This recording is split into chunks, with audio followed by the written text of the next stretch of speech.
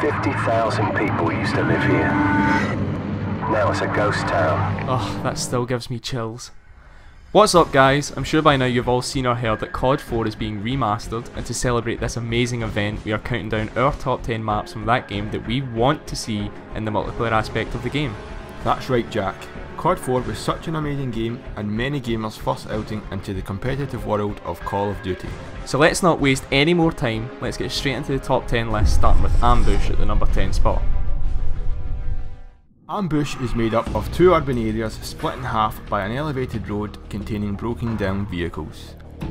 Each urban section is full of tight corners and various buildings that players can use for cover.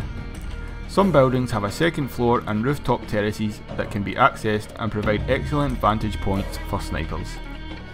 An underground area below the centre of the map provides players with a way to sneak undetected into enemy quarters and provides cover from enemy air support and snipers. Next up at number 9 we have Wetwork. Wetwork is a medium-sized map set on a cargo ship during a storm.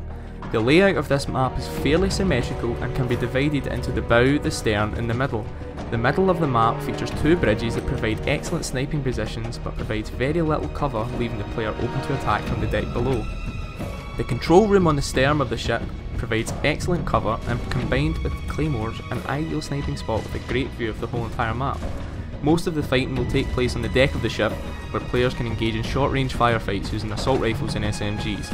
Shipping containers provide ample cover, whilst open containers allow players to move undetected around the deck of the ship.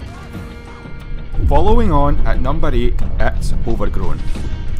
Overgrown is one of the largest maps available in COD 4. Based on an abandoned farming village, the map has three distinct sections covering a variety of gameplay styles. The village area to the south of the map provides plenty of buildings for cover in short firefights using assault rifles, LMGs and SMGs. A mounted M249 SAW provides you with enough firepower to take down anyone brave enough to leave their hiding spot. The riverbed that cuts through the middle of the map provides little cover and is an excellent spot for sniping enemy players as they try to cross from one side of the map to the other. And finally, the farm located on the north side of the map has a combination of wide open fields and a few buildings, and a barn to provide cover for snipers to pick off their targets. Next up at number 7 it's Vacant. Vacant is a small map set in an abandoned office building. This map features small narrow corridors and tight corners leading to intense close quarter battles with assault rifles and SMGs. A third of the map is based outside of the office buildings in the surrounding area. This wider open area is ideal for flanking and long range combat using snipers and assault rifles. Counting down to number 6, it's Countdown. You see what I did there? Countdown is a map set on a missile launch site. There are 4 hangars, 2 in the north and 2 in the south, which serve as the main spawning points for players. There is also many vehicles, blast shields and barriers which hail as cover in what would be a rather open map without them. There is a few open cover missile silos which, if the player falls in, will immediately kill them. Many people climb on top of the missile launch covers as they provide great cover for players looking to spawn kill the enemy team, but it lacks inside cover which makes players open to enemy fire. Halfway now at number 5 it's Block. Block consists of 2 large Soviet style apartment buildings with a courtyard in between. Fighting on this map is usually centred around long range sniper battles across the courtyard and close quarter combat in the 2 long buildings. There is also a swimming pool at the back of the map, but nobody really goes to it as it's too far away from the action, other than the game mode headquarters, but the headquarters is actually located in it. Number 4 on the list is Showdown. Showdown is centred around a courtyard surrounded by a 2-level structure with 4 entrances to the outer ring and 2 gates leading directly into the courtyard. Those caught in the gateway corridor can expect to be sprayed by other players or sniped, as there is little defence apart from a few boxes as cover. Grenades are thrown in all directions on this map. Due to its small size, players are most likely to be killed by random grenades thrown over buildings and into spawns. Now into the top 3 maps, it's Bog to start things off. Bog is a very wide open middle eastern wasteland with 4 main areas on the map. The north east of the map seems to be a wide open section of the map at first, but the random pieces of junk, large brush and the dilapidated tank are surprisingly very effective at concealing players during the battle.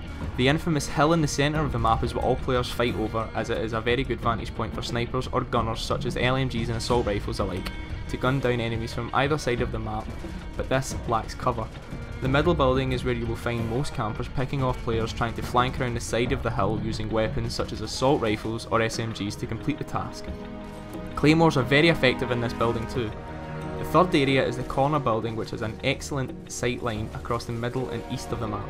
It also provided snipers with a very effective spawn snipe to take out enemies rapidly. The final area is the western half, which is home to many shipping containers and a large bus, which the player can enter for cover. Snipers use the bus primarily as it allows them to see the whole map, especially if any enemies are sitting on the hill in the middle of the map. Crashing into number 2, it's Crash. Crash is relatively small in comparison to other maps, but it's one of the most beloved maps from the series. It hosts fast and intense matches with a lot of blind corners, narrow corridors and vantage points, such as the 3-storey building which many players like to camp on. The Crash Blue Room is one of the most iconic parts of the map, as all players seem to flock here, just to gun down anyone in their path. It also hosts a few clever wall bangs, which most people use to their advantage, such as people with LMGs and snipers. And at the number 1 spot, it's Shipment.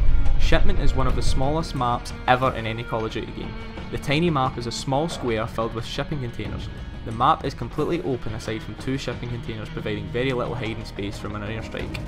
The small size of the map and tight corners means that this map is only good for short range combat with assault rifles, SMGs and shotguns. Explosive weapons are a good choice for this map as they can be effectively used in areas of high traffic such as the centre route through the containers.